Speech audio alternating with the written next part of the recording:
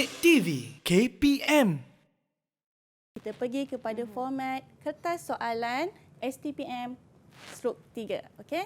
Kertas soalan ini mengandungi 3 soalan, tetapi calon diwajibkan hanya jawab 2 soalan di mana satu soalan bersamaan 20 markah ataupun keseluruhan dia sebanyak 40 markah. Okey, pelajar ataupun calon perlu selesaikan 2 soalan ini dalam tempoh masa 1 jam. Okey. Soalan ini mengandungi gabungan di antara soalan kualitatif dan juga soalan kuantitatif. Okey, kita teruskan terlebih dahulu kepada format soalan kualitatif ataupun soalan teori. Untuk pengetahuan calon diingatkan sama sekali jangan abaikan. Keyword dekat sini, tolong jangan abaikan. Kenapa? Pelajar ataupun calon perlu kuasai 2 sahaja, iaitu dari segi pemberian markah dan juga jenis pertanyaan. Okey, untuk pengetahuan semua calon, markah bagi soalan teori di antara 1 atau 2 atau 3 atau 4 atau 6 dan pernah 7 markah. Apa pula jenis pertanyaan dia? Bagi soalan teori, pertanyaannya sangat simple, iaitu berikan ulasan, nyatakan, perihalkan, berikan cadangan, jelaskan dan yang terakhir, apakah maksud. Hari ini bersama saya Cikgu Nurul, saya ingin bantu semua calon untuk menjawab soalan teori ini dengan menggunakan tips kata kunci plus penyataan. Ingat, bila nak jawab soalan teori, mesti ingat kata kunci plus penyataan. Kita teruskan kepada contoh soalan tahun-tahun lalu. Okey, saya ambil soalan yang terkini. Tahun 2020, soalan nombor 1A. Soalan 1A berbunyi, perihalkan 3 kepentingan belanjawan di mana markah yang diperuntukkan adalah 3 markah. Bila soalan minta 3, kebiasaannya contoh jawapan calon hanya beri kata kunci. Okey, kita kata sebagai alat perancangan, sebagai alat kawalan, sebagai pembuatan keputusan. Saya tak cakap soalan ini salah, tetapi saya ingin tarik perhatian semua calon. Ingat, soalan teori mesti kata kunci plus penyataan. Adalah lebih baik kata kunci ini disambungkan sedikit dengan penyataan. Sebagai contoh, alat perancangan sebagai panduan arah tuju syarikat pada masa hadapan. Yang kedua, alat kawalan. Satu proses membandingkan keputusan sebenar dengan belanjawan untuk membuat tindakan pembetulan. Dan yang ketiga, pembuatan keputusan membantu pihak pengurusan berdasarkan belanjawan yang disediakan. Maka jawapan ini akan lengkap. Kata kunci plus penyataan. Saya teruskan lagi contoh yang kedua. Saya ambil soalan STPM, soalan nombor 2A. Soalan berbunyi, jelaskan 3 perbezaan antara kandungan penyata keuangan perkongsian dengan penyata keuangan syarikat. Lihat peruntukan markah sebanyak 3. Apakah jawapan yang selalu calon berikan? Contoh jawapan calon, perkongsian syarikat.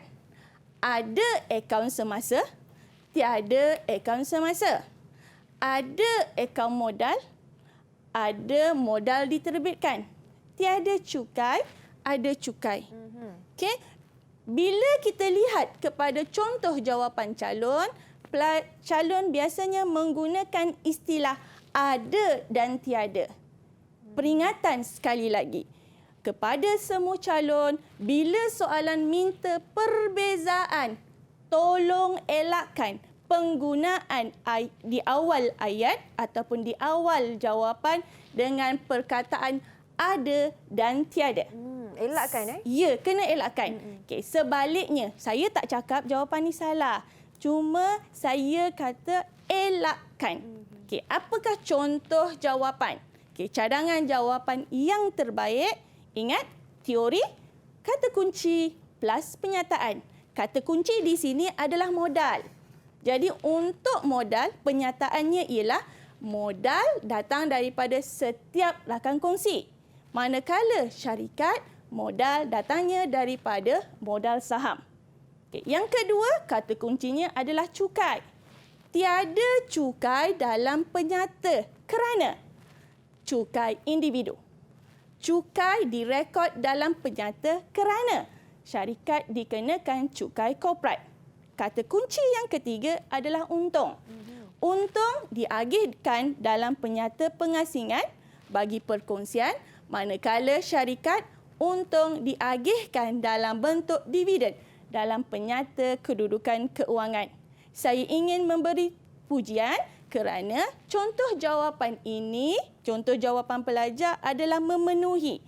Okey, memenuhi cara, iaitu bila perbezaan sila buat dalam kotak. Lebih senang.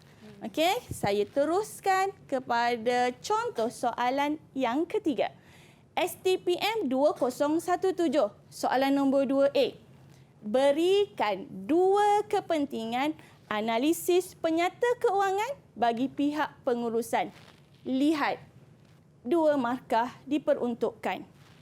Dua kepentingan, dua markah. Kata kunci plus penyataan. Contoh jawapan pelajar. Membuat keputusan, alat kawalan, penilaian prestasi. Sepatutnya, membuat keputusan, membantu pihak pengurusan untuk membuat keputusan mengenai pelaburan. Alat kawalan, membantu pengurusan merancang operasi syarikat. Jika anda mengikut ataupun ikut tips yang saya berikan, kata kunci plus penyataan, pelajar tak perlu lagi beri jawapan yang ketiga. Okey, bila bahagi dia minta dua, awak bagi kata kunci, bagi penyataan, awak sendiri dah confident. Tak perlu lagi jawapan yang ketiga. Okey. Okey, untuk tajuk 17. Analisis dan tafsiran penyata keuangan. Soalan STPM 2020, soalan nombor 1D.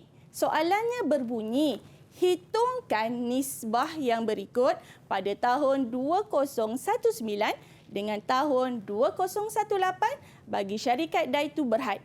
Berikan ulasan bagi setiap nisbah dengan membandingkan antara nisbah tahun 2019 dengan nisbah tahun 2018. Okey, ini adalah soalannya. Kita lihat cadangan jawapan. Soalan nombor 1, minta anda beri ulasan, membuat bandingan. Jawapan calon dinasihatkan dalam bentuk jadual. Pertama, nyatakan kehendak soalan berserta formula yang tepat. Kemudian, bandingkan. Jika lihat kepada jawapan, kita dapati nisbah ini semakin meningkat. Kenyataan. Apakah kenyataan bagi nisbah cepat berdasarkan jawapan? Keupayaan membayar liability semasa dengan segera semakin baik. Saya beri contoh jawapan yang kedua, iaitu pulangan atas nisbah. Sekali lagi, sila pastikan formula ditulis dengan lengkap. Kedua, bandingkan jawapan anda. Kita nampak dekat sini jawapannya semakin menurun. apakah kenyataan bagi nisbah pulangan atas aset? Kecekapan aset menjana keuntungan semakin merosot. Bagi soalan kualitatif, saya ingin memberi peringatan sekali lagi kepada semua calon. Yang pertama, jawapan mestilah satu ayat lengkap. Kata kunci plus penyataan. Jangan guna singkatan perkataan. Dan yang terakhir, tulis nisbah beserta formula dengan lengkap. Didik TV KPM